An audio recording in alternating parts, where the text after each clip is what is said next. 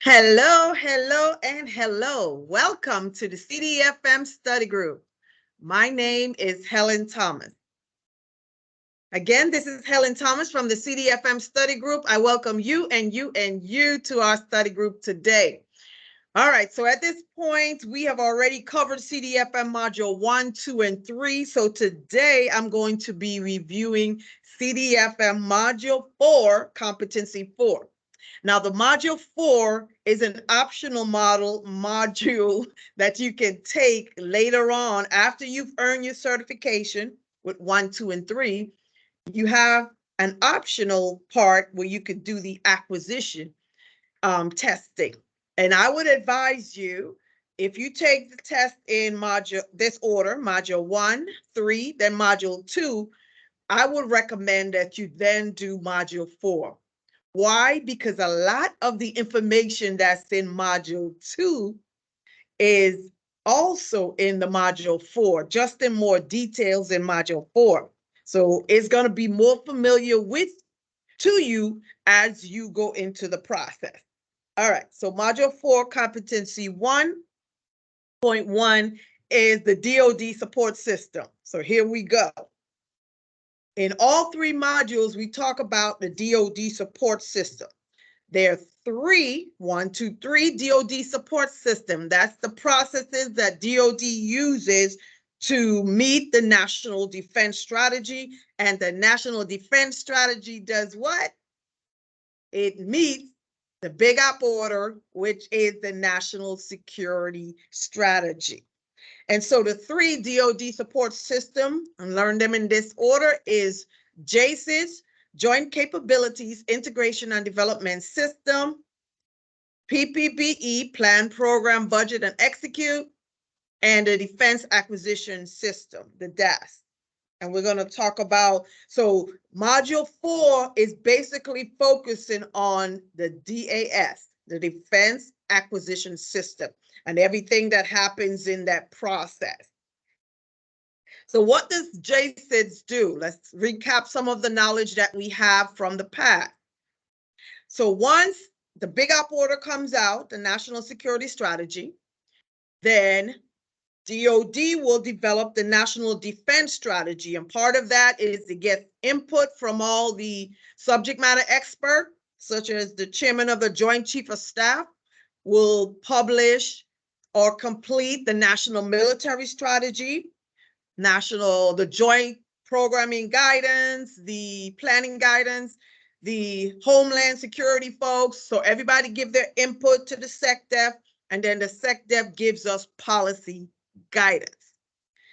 And so once the Big Op order is completed and the National Defense Strategy is completed, well, the next step is to find out, do we have the capability to meet the strategy? Because you could come up with all these great ideas, but if you don't have the resources to do it, you can't execute the strategy. So JCIS, Joint Capabilities Integrated System, is used to identify capability gaps. And we'll look more in details in a little bit, but just an overview. In the JCIS process, the Vice Chairman of the Joint Chief of Staff and the Joint Requirements Oversight Council, that's his board, they conduct analytical processes and they pretend like they're the warfighter. Okay, if I'm the warfighter and I have to meet this strategy, what type of resources do I have? Good, check, check. But what resources am I missing? What is the capability gap that I'm missing as the warfighter to be able to meet the strategy? So the JWOC, with the Vice Chairman of the Joint Chief of Staff, will then determine what it's going to take to fill that capability gap. So when they're doing the analysis, they're looking at the MLPF. That's an acronym. Doctrine, organization, training, material, leader development, facilities, all of that good stuff. They're looking at each one of those compartments to find out where the capability gap lies. If it's anything other than material, it triggers the PPBE process, plan, program, budget, execute.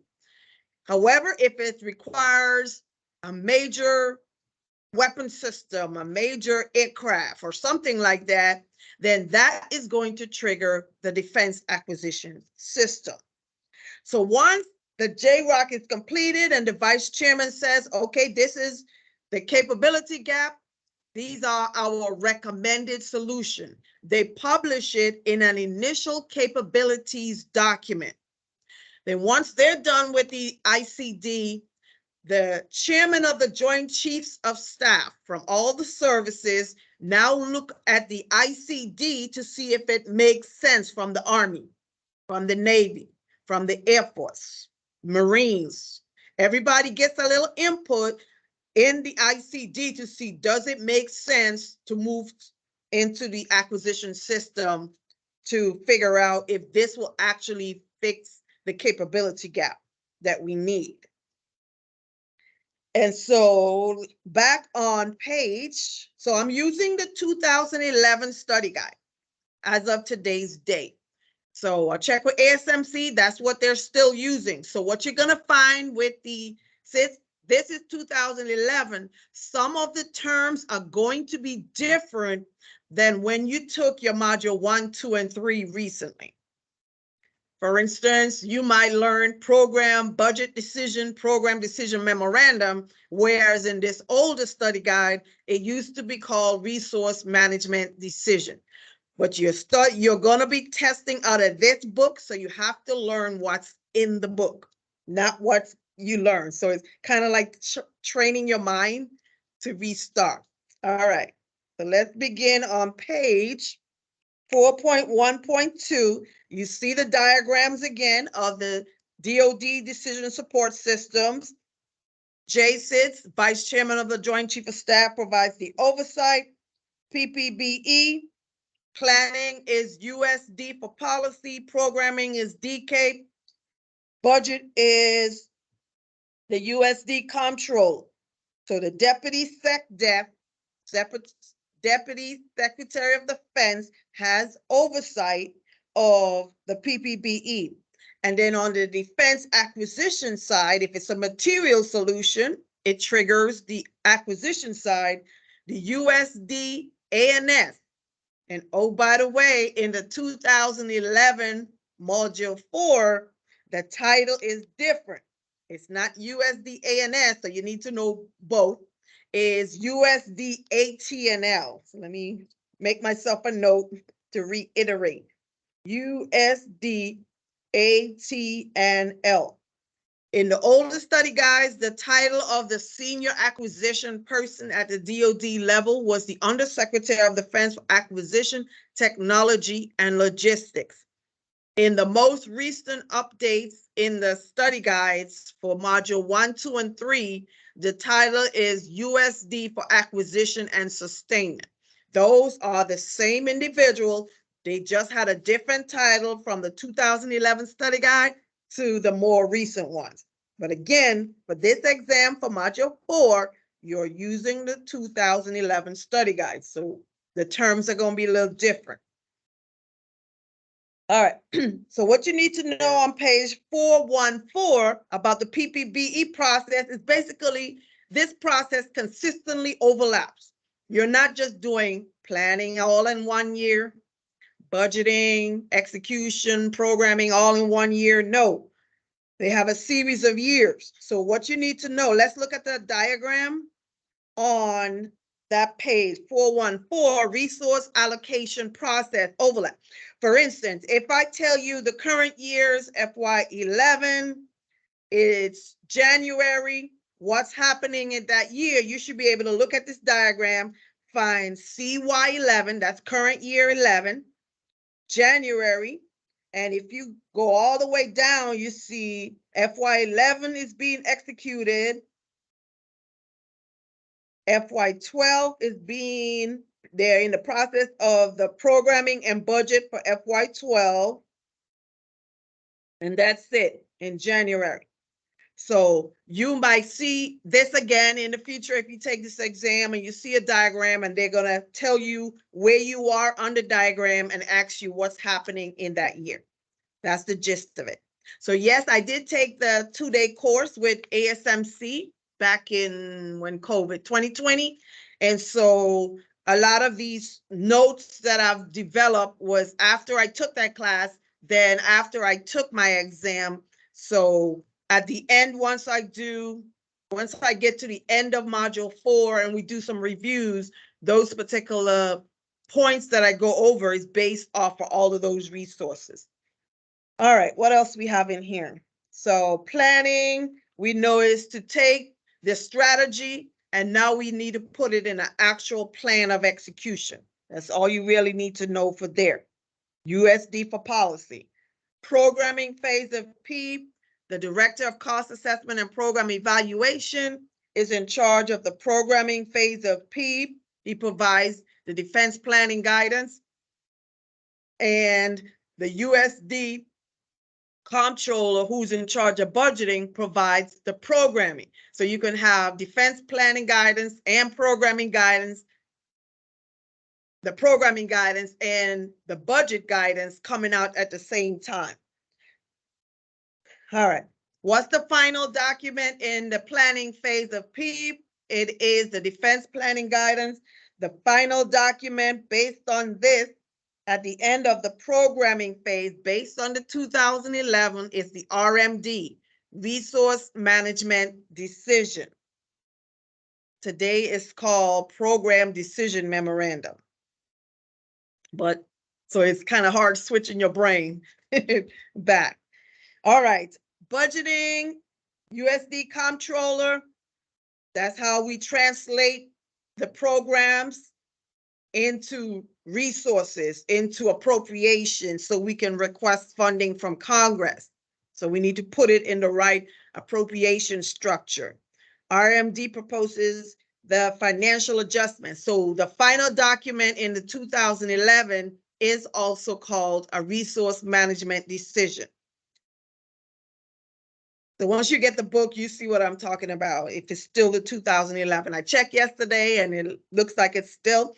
So if you're watching this video and we're in 2023 and you know that the module 4 is no longer using the 2011 book, please put a note under this video once you look at it later and let me know so I can buy the new study guide. All right. So at the bottom of page 416, I need to point out another change from what you learn in the 2020 study guides for module 1, 2, and 3 is in the first year of the presidential administration, they approve a new national security strategy. So the big up order. Once a new president comes in that January timeframe, you have a new national security strategy that is published. So they know the foreign policy, what the focus is, the objectives, the goals. Also, the Department of Defense, instead of the National Defense Strategy, it is called the Quadrennial Defense Review, the QDR. So that was the name of the strategy document for the Department of Defense. So the big up order is still the National Security Strategy, but the DoD strategy is called the QDR, Quadrennial Defense Review. In today's book, the 2020 books for the 1, 2, and 3 is the National Defense Strategy. So I'm trying to explain. Actually, you know what? I'm going to make myself a note as I'm telling you guys so that as I catch it. So we got RMDs, that's different. QDRs, the old term. USD, ATNL is an old term, but it's relevant for this ATNL.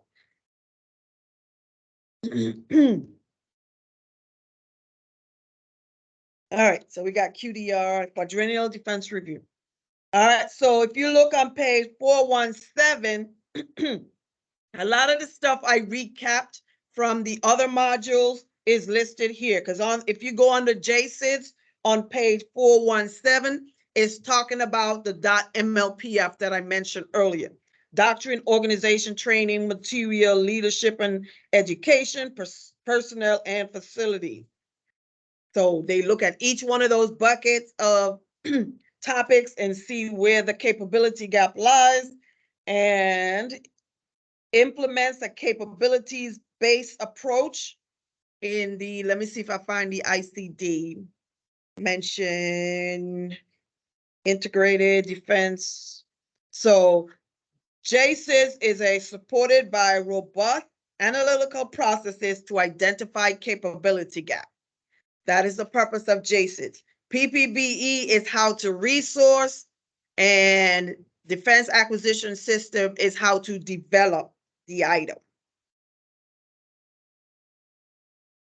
On page 418, if you look under the diagram, JSIS and defense acquisition orient you from the JSIS analysis on the far left.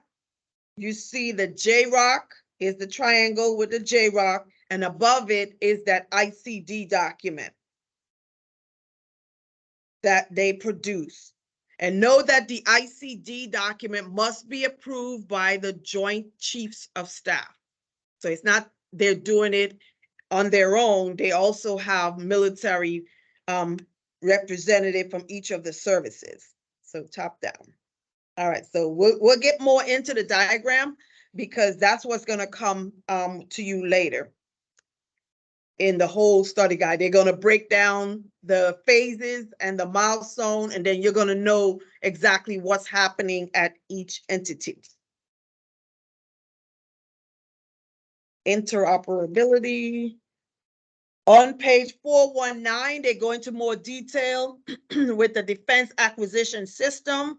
Again, the milestone decision authority in the module 4 is the USD ATNL, Under Secretary of Defense Acquisition Technology and Logistics. So you notice every time I say an acronym, I have to repeat the right explanation. So in the defense acquisition system, these are your major programs, whether it's a major general major program or a major automated system. So that's where your ACAT-1 and ACAT-1A programs come in. That's what's dealt with in the defense acquisition system. Excuse me.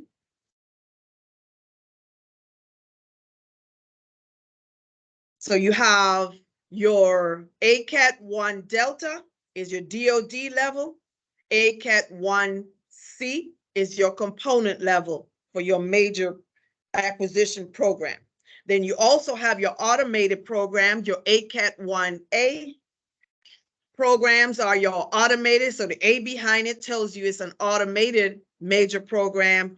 And then the M stands for MAIS, which is Major Automated Information System, is your DoD level automation systems. At the DoD level, they have the Defense Acquisition Board. And you also learned that in the earlier modules. The DAB, the Defense Acquisition Board, is chaired by the USD ATNL or the USD ANS, and is co-chaired by the Vice Chairman of the Joint Chief of Staff. The automated side also has a board. It is called the ITAB, the Information Technology Acquisition Board. So the major side has the Defense Acquisition Board that's co-chaired, and also you have a similar structure on the automated side.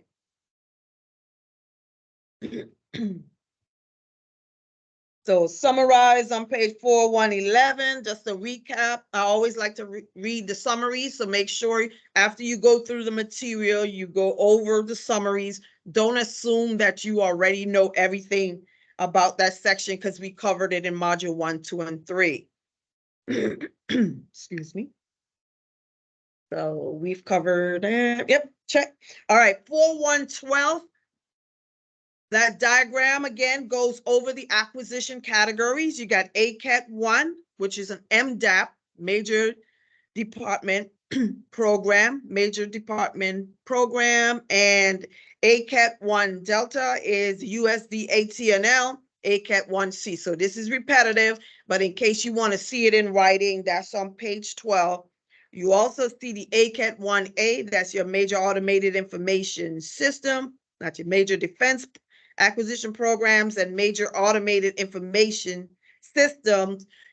Those ACAT 1 AM level is the DoD level for the USD ATNL, and ACAT 1 AC is the component level acquisition person, acquisition executive. As much as we study there. All right, so goals and strategy begins on page 4113, but we're going to pick it up on 4114.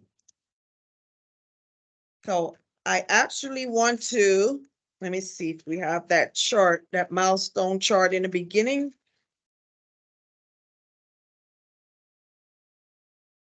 Because there we go. Because I may have to flip back and forth. Not yet. All right. So technology development strategy. So in the beginning of an acquisition program, just like when you go through the material solution analysis, when they're doing the analysis of the alternative, they're trying to figure out what they want to do. So these are some of the actions that take place in the beginning of the evolutionary acquisition process. You want to evolve. So with the acquisition system, it's not like they're starting from scratch every time. If there's a technology that's already out there that's similar to what we're trying to build, they can tap into those resources. They don't always start. So evolutionary acquisition. So what you have on page 14 is technology development strategy and the acquisition strategy. And so what you're going to need to know is at what point do these particular actions occur? So both strategies guide the associated phase of the acquisition and address what is required. So the purpose of the technology development phase is to reduce technology risk. Now remember, material solution analysis, the new one is called technology maturation and risk reduction, milestone B, then it's EMD, engineer manufacturing, production and deployment, and operations and support. So these are actions that's happening under each one of those phases or milestone as we come upon them. So what you're going to learn is that technology development strategy occurs at milestone A. So in between that material solution analysis and milestone A, that's where your TDS occurs. And then acquisition strategy occurs at milestone B, and that's in the paragraph on 14. I'm just pulling out the important information. The AS acquisition strategy is now, once you get to milestone B, which is the formal initiation of an acquisition program, I need to know the acquisition strategy. So that's where those come in. So that's the only thing I pull out of there. The purpose of the phase, to reduce risk. So in the newest study guide, it's called technology maturation and risk reduction. In the module 4, it was just called technology development. All right, so on the top of page 15, I had highlighted that I need to go over evolutionary. I talked about that, or single step. So it's either evolve into their capability that we want, or they already have something in inventory and we just need more of it to be developed, is the single step. So evolutionary or single step approach. Page 18. So acquisition program baseline. So this goes back to before you start developing the material solution analysis that you learned in module 2. Before you do that, the program manager needs to come up with a baseline. All right, this is the capability that we need. These are what it needs to be able to do, the objectives, the strategy, capabilities that it needs to complete. Now tell us how much should it cost based on your experience. So the program manager will come up with the acquisition program baseline. where they document the program goals, all the things that the program needs to do. The objective value is what we desire, and the threshold value is what the limit that they give us. So who completes the acquisition program baseline?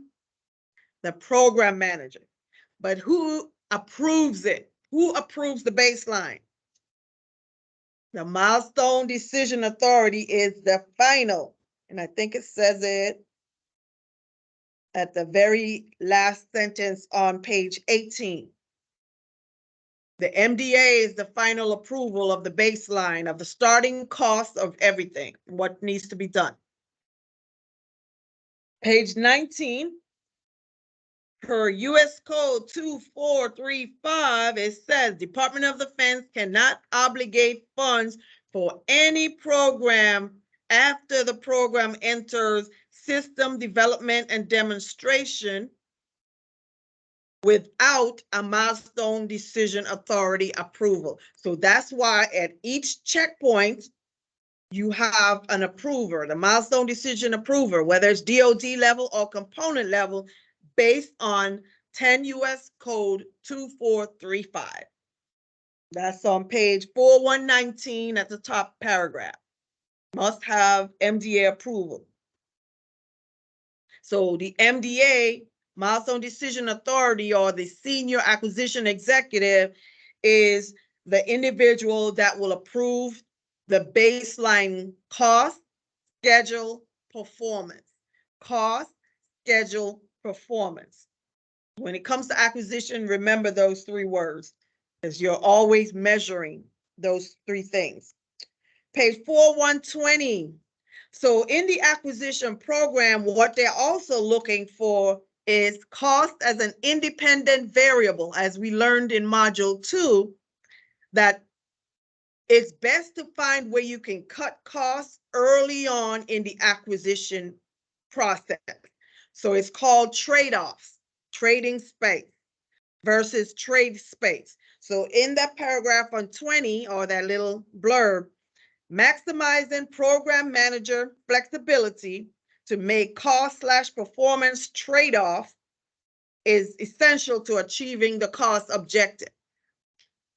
The program manager may treat the difference between, so a trade space is the difference between an objective and the threshold that we have.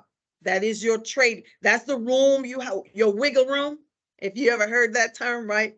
So trade-offs are things that I can cut at a particular time, continuous trade-off analysis, or change, eliminate, go a different direction. But the best time to reduce cost is early on in the acquisition process. That's basically where I want to get to.